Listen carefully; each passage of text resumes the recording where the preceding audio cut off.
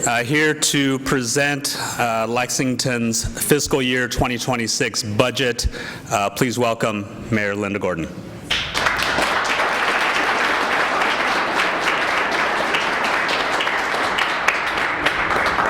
Thank you, Vice Mayor Wu. Good afternoon, council members. You are looking good. This would be a good picture from here. Welcome, everyone. 250 years ago, in the earliest days of our community, the explorers camping at McConnell Springs looked past the fact that there was no navigable water nearby when they founded Lexington. That 1775 decision has always been a key factor shaping our economy. From that day forward, our economy and our history have been intertwined. The strong, diversified economy we enjoy today is the result of decisions we have made throughout history. Our economic roots run deep in agriculture, education, healthcare, and in keeping ourselves at the forefront of technology, all still important factors in today's economy. Just as history has shaped our economy, it has shaped the budget I'm presenting today. The decision our community made over 50 years ago to merge our city and county governments continues to help us use public resources wisely and efficiently. At its core, the decision to merge our local governments was all about efficiency. Largely because we have maintained a continuing focus on efficiency, we are considered one of the best managed cities in the country. As mayor, management of our city's finances is one of my most important responsibilities. I'm determined to keep our ship of state on a steady course, continuing to provide excellent services to all of our residents, keeping our cost of living low and investing in quality of life, while responsibly managing our financial resources.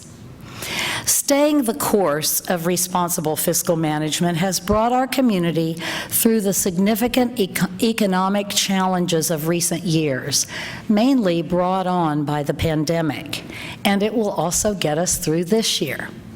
The $539.2 million general fund budget I am presenting to you today was challenging to put together. This year, although we are projecting revenue growth at a healthy 5.6%, we know our expenses are growing at 9%. In other words, our costs are increasing faster than our revenue. That's largely due to employee costs that are increasing in government, as they are across all workforce sectors, and to the significant impact of inflation on increased cost of materials and contracts. Beyond the general fund, which is funded primarily by the payroll tax and business net profits tax, our complete budget totals $832.6 million. It includes funds from property taxes, state road funds, and several dedicated fees that pay for garbage collection, sewer operations, the landfill, recycling, and other government services. The general fund budget has some flexibility. The dedicated fees are for specific purposes. A sizable portion of what the local government does in the general fund is subsidized by federal grants, and there is considerable uncertainty surrounding those grants right now. Just as there's uncertainty concerning the impact of tariffs on prices and on our economy. Like all cities, we still don't have quite enough information to do a thorough analysis of the unfolding changes every day at the federal level, but we have assessed exactly our areas of concern in our budget, and we are prepared should changes come. In addition, this is the first year since 2020, the pandemic, without any funding from the Federal American Rescue Plan Act, which helped us recover from the serious impact COVID-19 had on our economy.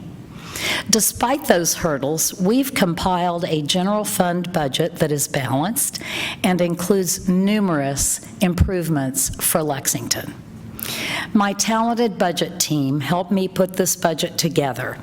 I really appreciate the work of our Commissioner of Finance, Aaron Hensley, Chief Administrative Officer, Sally Hamilton, Chief of Staff, Tyler Scott, Director of Budgeting, Melissa Luker, Director of Revenue, Wesley Holbrook, Deputy Director of Finance, Ashley Lawrence Simpson, Budget Officer Elizabeth McGee, and many others. And I want to thank each and every one of you for your hard work. In this budget, I have included $47 million in general capital projects.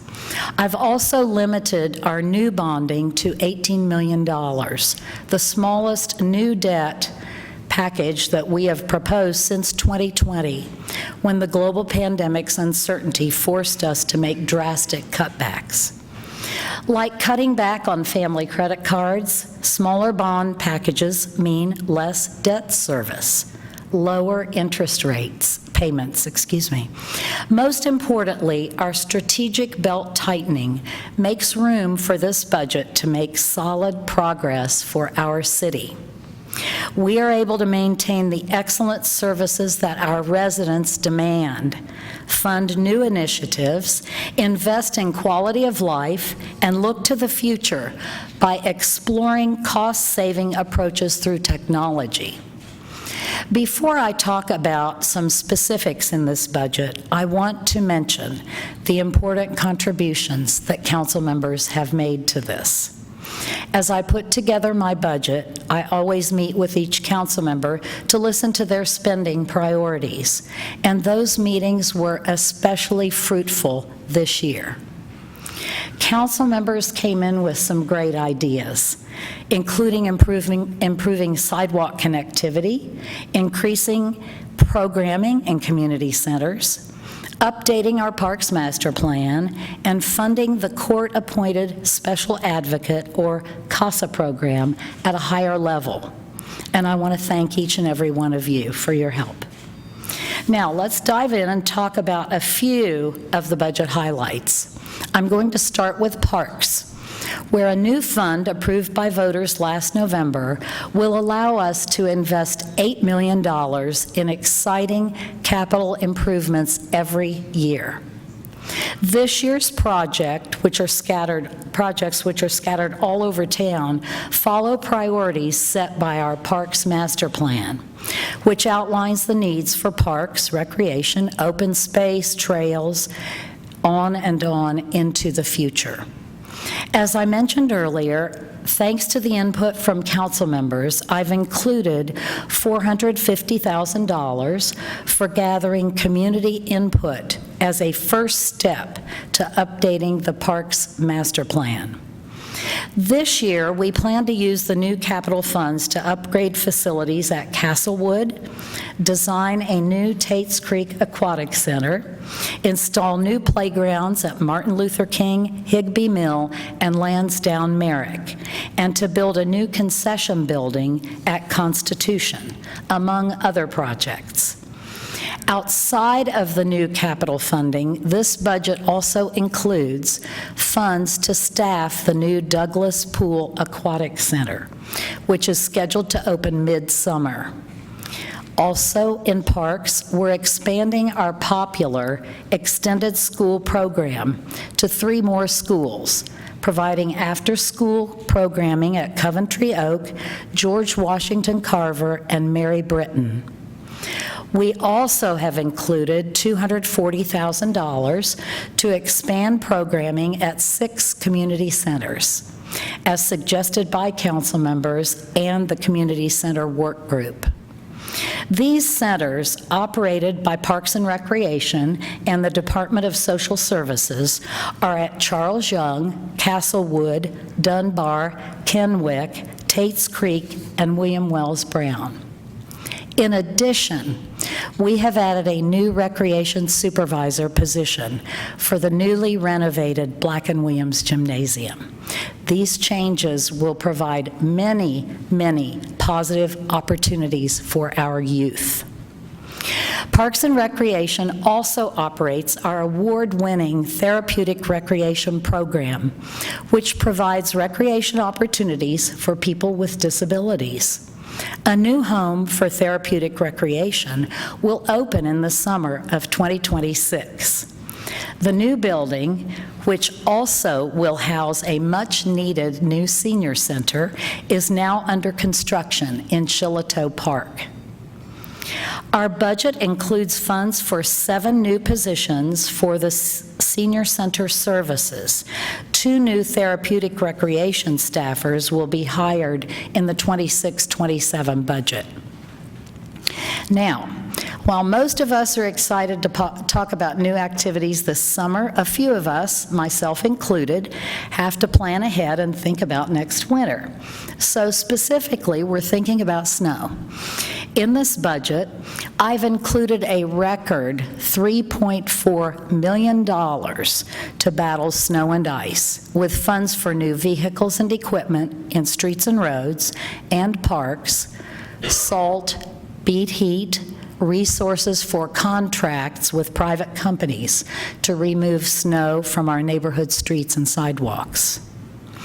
New vehicles are also included for police and fire, as they are every year in our public safety budget. In police, we are replacing approximately 44 cruisers at a cost of $3.2 million. In fire, we are replacing 1 heavy rescue vehicle, 2 fire engines, and 1 emergency medical vehicle at a cost of about $4.8 million. Ensuring that our firefighters and police officers are well-equipped is a priority for me as well as the council, I know. These are investments in safety for our community, our police officers, and our firefighters. The same is true of a $3 million plan included in this budget to fund the design of a new fire training academy. The new academy will be built on the site of the current training facility on Old Frankfort Pike. Built in 1969, the current one lacks the space and modern resources that we need. We have initial funding in place for a police training center and can get started as soon as the best location is identified. Lexington has some of the most rigorous training programs in the country for firefighters and police. Both need modern training facilities. Also, an important part of our public safety team, Community Corrections, is turning to technology to improve its ability to monitor inmates. The Cell Medical Monitoring System monitors an inmate's respirations and resting heart rate, as well as his or her movement in the cell. At a cost of $216,000, it will be installed in the 36 cells that make up our detention center's medical unit. If a health issue is detected, the monitor sends an alarm to the supervising corrections officer.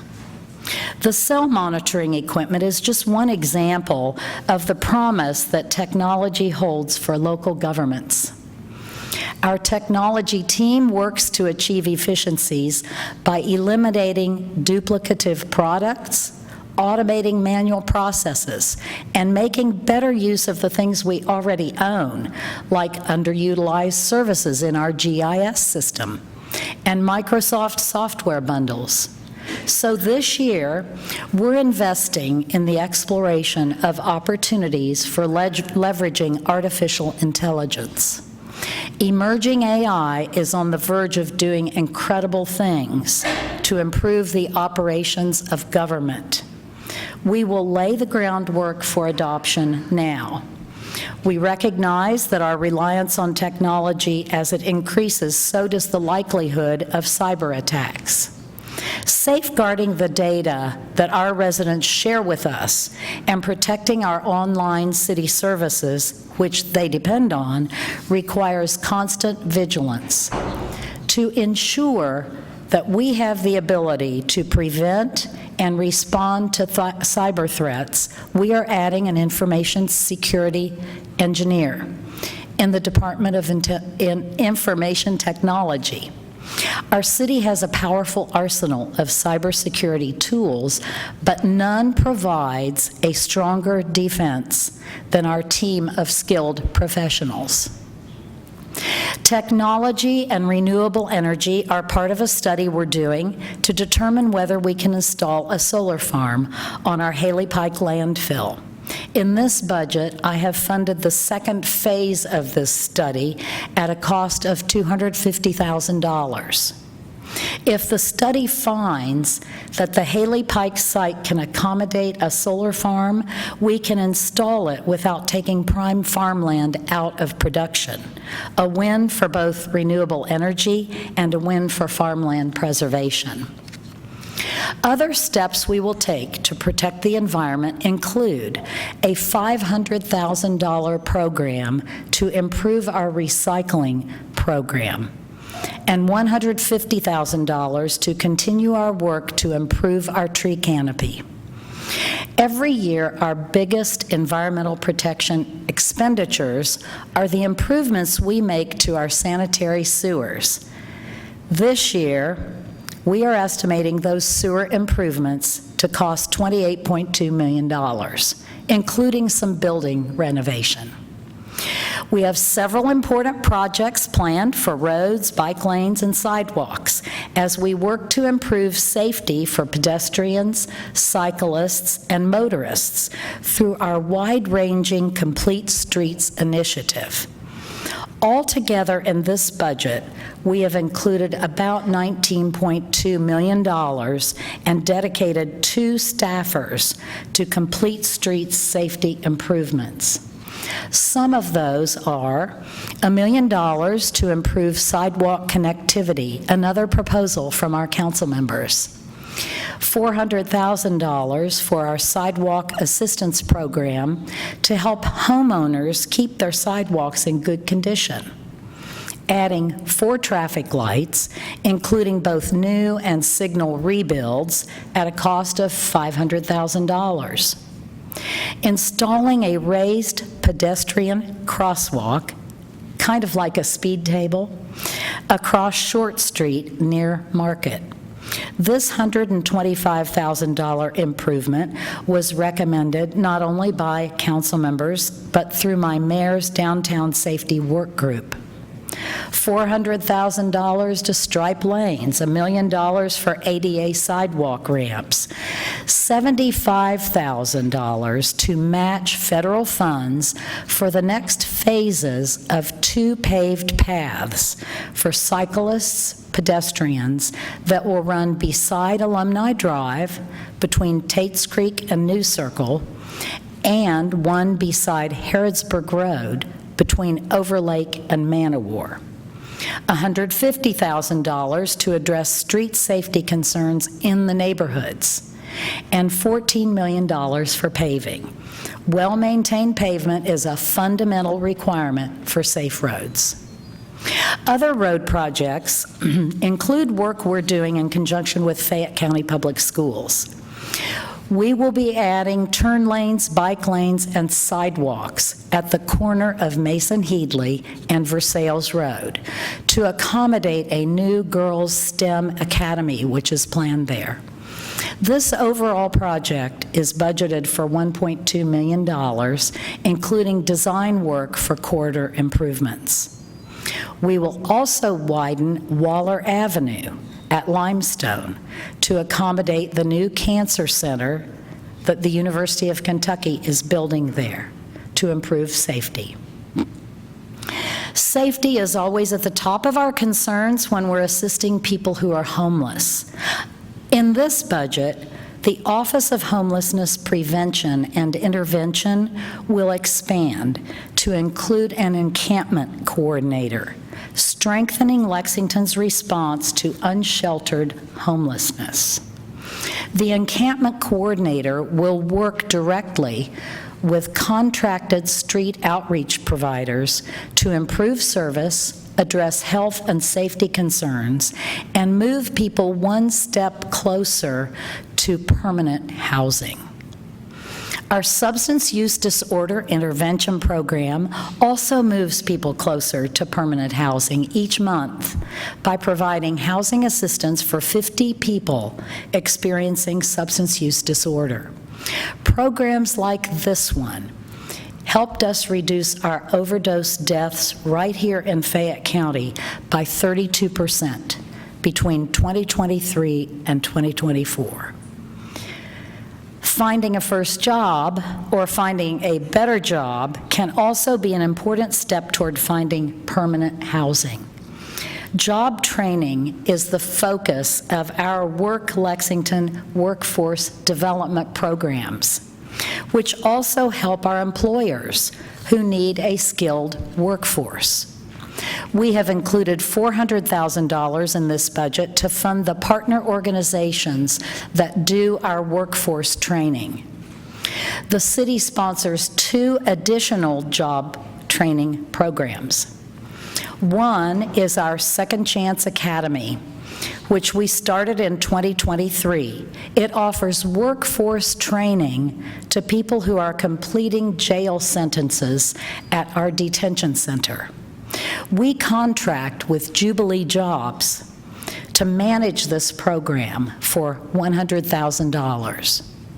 Through March, we have had 164 graduates of this program, including 71 who are currently employed full-time. The Summer Youth Job Training Program, coordinated by Partners for Youth, introduces 300 to 400 young people to the world of work every single year. These soft skills trainings and college readiness programs include 6 weeks of part-time paid employment in the summer. While it's not a jobs training program per se, our Panhandler outreach program often helps people take their first steps to employment. We are expanding this program to 3 days a week. The program, operated by New Life Day Center, offers the opportunity to earn pay for community cleanup projects. We have increased the budget for that program by $60,000. Providing new job opportunities for these and other job seekers is a goal we work toward every day, and here are 2 examples. First, in a few months, construction will begin on our Legacy Business Park, which will be home to more than 1,000 jobs. This budget includes $146,000 for general operation expenses for the Legacy Business Park. Second, as we work to become a hub for ag tech businesses, we are preparing a 3rd round of Bluegrass Ag Tech grants. Each round is $250,000. In the first round, we supported 7 ag tech projects, 5 of which were right here in Lexington. We've received applications for the second round of funding, and they are under review right now. Now, the people who make all these things happen and more are our employees. I have included in my budget a 3% pay raise for our non-sworn employees. Finally, I want to highlight a very exciting investment in quality of life that I've included in this year's budget. In Lexington, we believe that a vibrant city begins with strong investments in quality of life, including those that enrich and empower our youngest residents. A prime example is our long-standing partnership with the Lexington Children's Museum. Since its doors opened in 1990, our community and in the beginning our government have proudly supported its mission to spark curiosity, ignite creativity, and inspire a lifelong learning love. As the museum embarks on an exciting new chapter with a reimagined home to serve more families and reflect our growing community, I'm proud to include $400,000 in this year's budget as seed money, the first step in a 4-year, $2 million commitment. The future of the Lexington Children's Museum will be a powerful catalyst for education, economic growth, and career exploration. This investment reflects our belief in its potential to help shape a brighter future for all Lexington families. Now, I started the speech today talking about parks and improvements in parks. And I'm ending it with the proposal for the quality of life investment in the Lexington Children's Museum. Lexington is a family-friendly city. We invest in our parks, we invest in our schools, and family-friendly cities are child-friendly cities. Improving the lives of all our residents through excellent service is always our government's top goal. As I often say, government's only purpose is to serve the people.